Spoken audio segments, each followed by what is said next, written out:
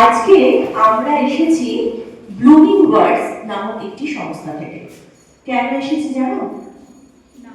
জানো না তো?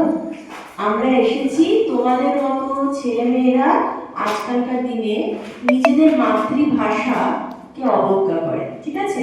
তারা বাংলা গান শুনতে চায় না, বাংলা আবৃত্তি করতে চায় না। এখনকার যারা ছেলে মেয়ে তাদের বেশিরভাগই হিন্দি, ইংরেজি এইসব ভাষার প্রতি তাদের খুব আগ্রহ, তাই তো? তারা নিজেদের মাতৃভাষাকে অবজ্ঞা করে, নিজেদের মাতৃভাষায় গান শুনতে চায় না। কিন্তু আমাদের পার্শ্ববর্তী যে দেশগুলো রয়েছে তারা কিন্তু নিজেদের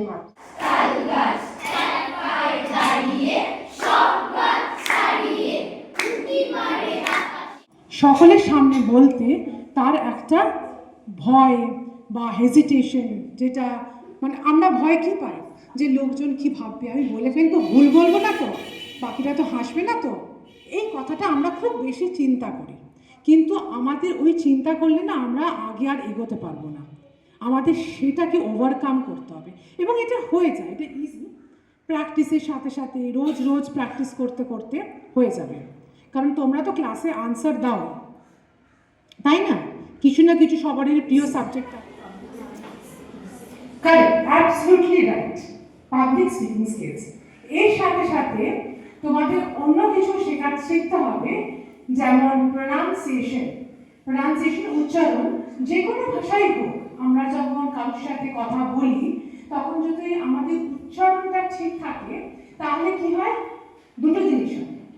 এক তো হচ্ছে এই যে বললাম কারেক্ট বা দ্যাটস রাইট,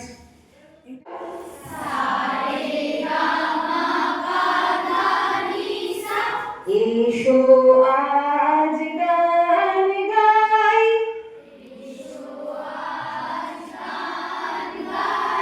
সা নি ধা পা মা গা রে সা,